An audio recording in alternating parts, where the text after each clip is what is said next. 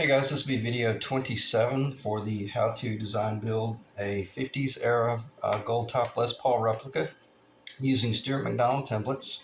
And in this video, I'm going to pick up where I left off about a week or so back. I had just epoxied the lower end, the neck lower, and had talked about all that fitment and all that stuff. But then got busy on the Flying V. There's nothing I can do with the Flying V right now, even though it's listed and it was going to be selling this weekend, but it's kind of in the ICU right now, drying. So it turned out really good. Nonetheless, while I'm letting that dry, I'm going to talk about the fretboard and how we proceed with starting this project back up. So the reason I have this on the table is just because the video got cut off there at the end, and I just wanted to show you guys. I'm only going to spend a minute or two with this, and then we're going to spend the whole video talking about the Les Paul replica. But that's basically what you can do to pull it off. See, there's just a little bit of epoxy squeeze out, and I kept kind of wiping it and cleaning it and making certain that was, everything was true, but the two little pins kept it in place. And I got to be careful because this is so off center, I'll lose control of it. But you can see how I, taped it up to protect it. There's such little pressure on the clamps that there was no point in putting anything under there to protect the neck, because they're literally, well, there you have it. Okay, so they're just barely on there, and so not much. Doesn't take much once you get under control. And then again, as I've mentioned, I'm going to come back and design some little fillets to go up under there, and they will be out of the board that all this got cut out of. So it'll be in line with that, so that the color variation will be from the same location of the board. All right, we'll stop talking about that, but nonetheless, it'll be beautiful and it'll look really good. So get that off the table. Now let's talk about Les Pauls. I'm going to put this clamp back on here. It really doesn't need it. I'm actually at a point to where I could have already pulled that one out of the clamps and started cleaning it and such, but I really, because I would say, because that's a 24-hour epoxy, and then I'll spend a few more seconds with this. This applies here as well. Even if your glue says, oh, it's a 15-minute dry time, don't stress within an hour, just give it 24 hours. And I think Leo, I know your first name was Leo, had mentioned that he uses a different glue called a Lepage, maybe? I've never heard of that. And I've got to check into that. But even he was talking about how, it says 2 to 3 hours or something like that, but he lets it dry overnight. And I think that's wise. Same thing with that epoxy, the Flying V-neck. I want to let that baby stay in the clamp for overnight. That way tomorrow I'll be guaranteed that it's nice and true. Okay, because that epoxy takes about 5 to 7 days to really start curing. Okay, so where are we? We got a guitar. I'm not going to spend any time talking about the fitment, because that will come. Because I want to keep this video around 20 minutes and just talk about the fretboard. So let's say that you pulled it out of the clamps and you liked what you saw, and or you realize that there's certain things that you need to do to address issues that might have come up. I'm not going to talk about that type of stuff. But let's say everything looks great. You've verified the level and all that jazz, and you're ready to glue a fretboard down. Now, this whole job, I had planned on using the Gabon Ebony, which I absolutely love, and it truly is a phenomenal wood. But as I was working on the V, Eric, the guy I'm building this guitar for, started asking me, hey, what about that rosewood? And we spent a little bit of time in conversation talking about the rosewood versus the Gabon is basically where I'm going with this. The short is we're going to go with rosewood. And so on that note, I will just lay the Gabon over to the side not talk too much about it other than where would the ebony have been used in the 1950s Les Pauls? It would have been used on the customs. And I think the custom was introduced in, it might have been 54. I think it was 55. No, I think it was 54 because when I did Ethan's his all Honduran replica, it was a 54, 55. And I had made a mistake in this actual video series where I said the earliest guitars might have been Honduran Mahogany. I tripped up on some information that said the very early, like the 52, 53, actually had a maple top, even though it was gold. So I don't know if that's correct or not, but I do know that when they built the custom, it became all Honduran Mahogany. But and when they did the custom, they put the Gabon ebony, or the ebony, I don't know if it was Gabon, but they put the ebony fretboard. That was Les Paul, the musician, that was his favorite choice. Honduran Mahogany cap, lower, Honduran Mahogany neck with the ebony. Okay, so let's stop talking about ebony and let's transition into what are we building here. This is a Goldtop, which if it was a 52 to 53, I guess that top should have been maple. But then once we crossed over into the 50s, mid 50s, I don't know if they ever used the Honduran Mahogany under the gold tops, or if they just always stayed maple and they only used the Honduran Mahogany under the custom, which was the black guitar. That's something I don't know. But nonetheless, I do know that the gold top, to my knowledge, they did not make any gold tops with the ebony fretboard. They were made with the Brazilian rosewood, which I have a 60 Gretsch 6120 conversion upstairs, which was like a 6117 or 19 or something like that. It has the Brazilian on it. I had a 57 Gretsch 6120 that 1957 that had the Brazilian rosewood, and I had a 1956 Gretsch Penguin that had the Brazilian rosewood. So I know what the Brazilian, the authentic 50s Brazilian rosewood is supposed to look like, and this is pretty darn close. This is pretty darn close. And what is this? This is the that would have been, this is the nut location for the Flying V, the guitar that in the last couple of few series. This is the actual top of that neck. So if you're interested in the Flying V, that's basically what it would look like with just 2 coats of lemon oil. I put lemon oil on it last night, and I just put another coat of lemon oil on a little while ago out of curiosity. But I got to tell you, this stuff is this feels like ebony. I mean, this is whatever this wood truly is. I know it's called pafejo, is pronounced in Portuguese. I believe that might be right, Marcos. Let me know if I'm wrong. But we call it pau-ferro in the States, just, because we see the 2 R's and we think like ferro. But this is incredible. And it's funny, I was going to build a classical guitar out of this size. The more I look at that, man, I'm going to cut those side sets up. I'm going to make necks, that fretboards out of them. And I'm going to build a bass guitar, a fretless bass guitar, for probably just for myself, or either another musician I know up in Nashville that is a pro bass player. I may build him a guitar out of that. But that's pretty cool stuff. So I'm going to build a Goldtop Les Paul here with a rosewood fretboard. And what is this? This is the actual, this is the sister, the twin sister of the side for the Flying V. Okay.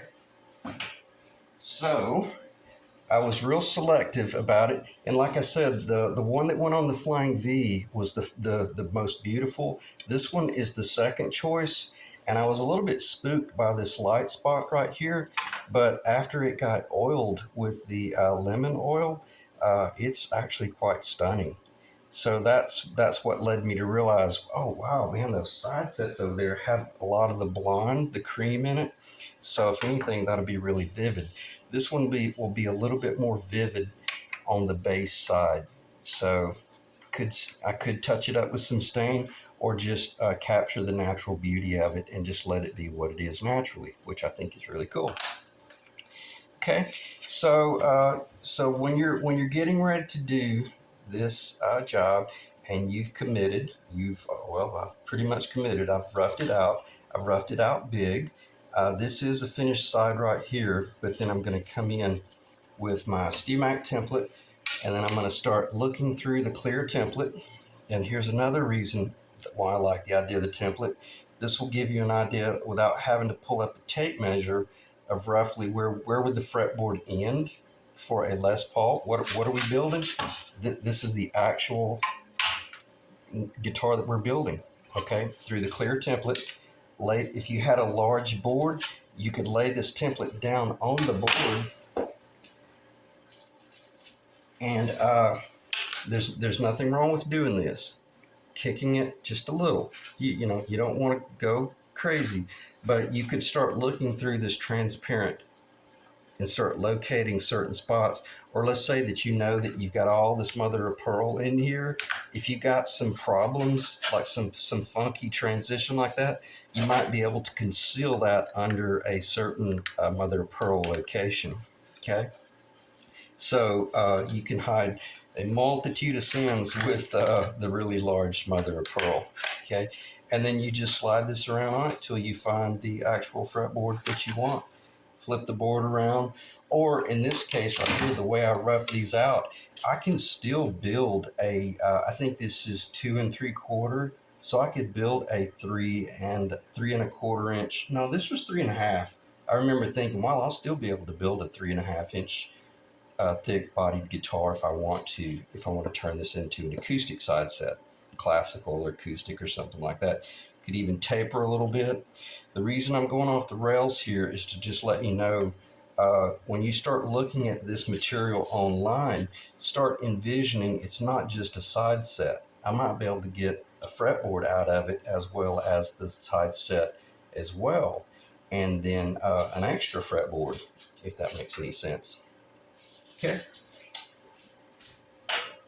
All right, let me get back on point because I almost went off the rails there. But layout starts out visually, because you're truly, if you're not paying attention to what you're roughing out, well, that's what you're going to end up with once you glue it to the fret to the guitar. Okay, and I've spent a lot of time looking at these grains and stuff like that. And so even pretty much know which is the top, and I went ahead and wrote nut on here so that I know to rough it out from there. And then the next thing you would want to do, again, I'm going to keep this very, very general. We already know what it is that we're building. The Goldtop Les Paul from the 50s only had the single binding. Okay, I'm not going to go off on a tangent and start talking about what would you do if you were building a custom. If you're building a custom, there's a whole lot more binding. Or the only thing I will say, if you had some Palo Ferro that was like really small, or some Brazilian rosewood that was really narrow, you might look at it and go, it's not wide enough for a single fit, like a 59 burst, which only has one piece of binding. But if you stack up the black, white, black, white, black, and then the outer white on both sides, well, then that might be your custom. It wouldn't work for this one because, as I mentioned earlier, the custom is ebony. But all I'm saying is do your layout based on, or make your decisions based on what's in front of you, and then never really cut a board up until you really know for certain how you plan to use that board. Okay. So the next thing to do would be, so we know what we're building. We're going to have binding on either side, and I do a 60 thousandths binding on the neck. And then after it's all said and done, when you're looking at it from the front, it's paper thin on the front. But as I mentioned, it's thick enough on the sides and the bottom. This is hard to do. Let me just use this little. This is kind of what I built this for, is to show as a mock-up. When I put it on the sides, well, then it gets left fairly thick there in the middle and on the bottom, and then that gives you some material to round over.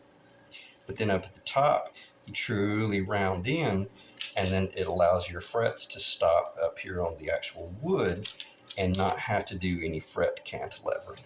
So when you're building your fretboard, you got to reverse engineer it back from what it is you truly want. And what do we want here? We want a 59 burst with a single binding up either side, and we want the frets to stop and not cantilever over the binding. So we know that we want a nut.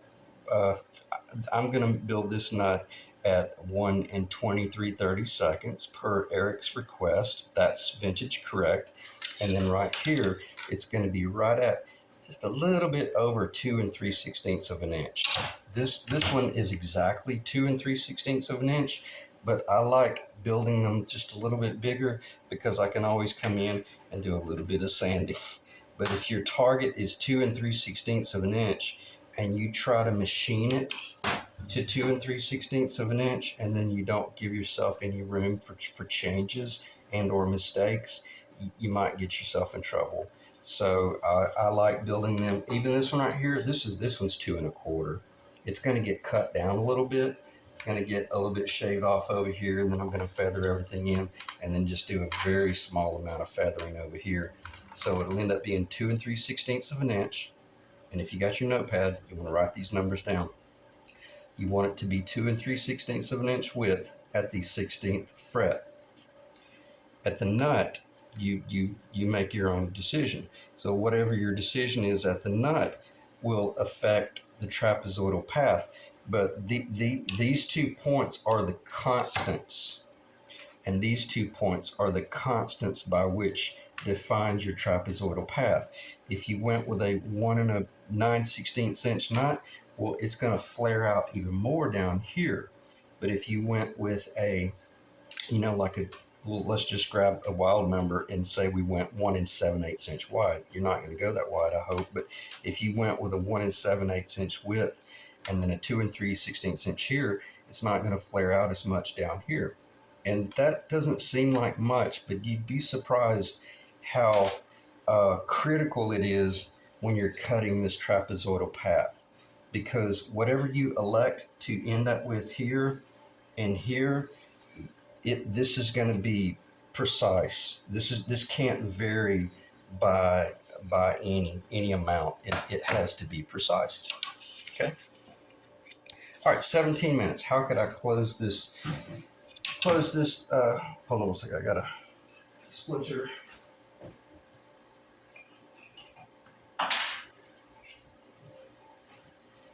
I am allergic to Bolivian rosewood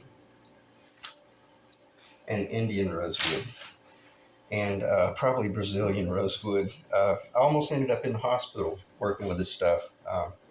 We'll talk about that some other time. But be very careful when you're working with this wood, especially if you're in the States, because the fact that it's not indigenous to our country, we're not accustomed to the oils and such, you'll get really sick and you'll typically get severe skin rash breakout. So every time I handle it, I have to go wash my hands and wash my face.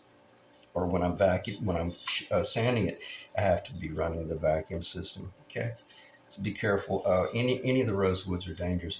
I haven't had problems working with Honduran mahogany, or I think that's all I work with, or the ebony. Yeah, I haven't had any problems with the Gabon ebonies. So okay, so you start with the nut width that you want, and let's say we're gonna go. Let's just make this easy and say this is going to be 1 3/4. That's going to be 2 3/16. With those numbers right there, I could take a piece of cardboard paper and I could actually draw, I could draw the entire trapezoidal path if I wanted to, all the way down to the, and that's basically exactly what this is. Okay. And that way it's kind of a cheater by which I can go down here and make a little mark, or at least look at things. Or I could draw a center line right here and then kind of look at it and make certain that everything is going as planned. Okay, so nothing wrong, and there's everything right about making little cheater templates like this. And then you could even come up here and identify what it is. It's 24 3/4 inch scale. The nut to the 16th is 378.932, and then you go to tundraman.com and or StewMac.com, and they have fretboard calculators. And usually, what I do is I just do a chart, and I'm working with 24 3/4. I want to just kind of highlight the critical points, like the nut to the 16th, the nut to the 22nd, which would be the last fret. But I also want to know the nut to the 23rd, which is the total length of the fretboard. So this total fretboard could get cut down. It needs to get cut down. It needs to finish out at 461.914 millimeter. But don't take this board right here and cut it down to that length, because you won't have anything to fasten to on your table, on your jig. See, that's basically the 25th fret, because I had cut it for the possibility of a 24th fret, and that's the end of a Floyd Rose nut. So I got my screw out here and a screw out there. So you see what I'm saying? Whatever your dimension is that you need to finish out with, I'm not going to say add an inch here and an inch there, because you may look at this board and realize it's positively beautiful down here, and it's really attractive down here. So you have to make the determination of, do I work the neck from all the way down, here, and just have just enough to get a screw in, or do I work it all the way back here and then put the screw right up here? Okay, and that's exactly what happened with this fretboard right here. I chose to drop that portion of the rough out. So in other words, I thought it was prettier closer towards the tail. What does that tell you? Well, it was only because it had that little blonde strip right there on the corner, and this one does not have that. So this one, just because I did that on that one, doesn't mean that I'll do that on this one. If anything, I probably will push this one in the other direction to kind of get rid of some of this lighter color down here. Okay. Nonetheless, it's natural and it's beautiful, but so I say that to say this. I end with the fact that I want the nut location to the 23rd fret location to be 461 millimeter, and then I start laying everything out, and then determine the width of my nut, which is I'm not gonna. I thought I wrote it down. I wrote it down somewhere, but I'm just going to grab a number out of the air, and let's say it was 56 millimeter here, and it was 44 millimeter here. Okay, so bear with me. If it were 56 millimeter finished, I want this wood to be 53 millimeter at this location, at the 16th fret. If the nut is 44 millimeter, I want the wood to be 41 millimeter. Okay, I'm going to repeat that. If I want this finished fretboard with the binding on it to be 44 millimeter, I want to cut this wood down to 43. Why? Because I've already folded this over and put my caliper on it, and it's exactly 3 millimeter. Okay, that should make perfect sense, and it ought to show you how truly simple this is, and how enjoyable this is. If you just work with constants and variables, know what your variables are, and know what your constants are, know what your end result is, and basically I'm going to be using this gold mother of pearl on the rosewood, and I think that'll be beautiful because it's going to look truly very aged and vintage, smoky, like it spent a lot of its life in the smoky bars. That's if it were any more gold than that, I would not be using it, because that's pretty strong. But my penguin that I had, sorry, I didn't have a penguin. I had a silver jet. My 56 silver jet and my 57 6120, that's exactly what the fret markers look like. Even though they were celluloid, they were just almost a putrid, creamy orange, brown, tan, amber color, which gave a lot of character. So So, you know, it just is what it is. So I'm gonna check. Let me check this down. I'm gonna end the video there. I'm gonna end the video there. Just stop talking. And I hope this was not a waste of anyone's time. I don't see why it would be, but just go on tundraman.com and start typing in some fret scale and just do some practice. And if you've never done this before, definitely do the whole process on paper. Basically, I want you to build a fretboard out of some cardboard paper, construction paper. I call it cardboard paper. If you can build your fretboard and lay it out on paper, you can definitely build it in the shop. But if you can't figure this out, or if you're struggling with this, at least you will learn on paper what not to do, so that once you start roughing out that prize Brazilian wood, uh, that you don't lose it. Okay, so very happy with that wood, and I can't believe I can't remember how many years it's been since I bought that wood. I've had it for a very long time and never worked with it, but you know I'm working with it now. So it's beautiful wood. It looks really good. Appreciate you guys dropping in. I'll just stop talking and I'll see you guys in the next video. Thanks.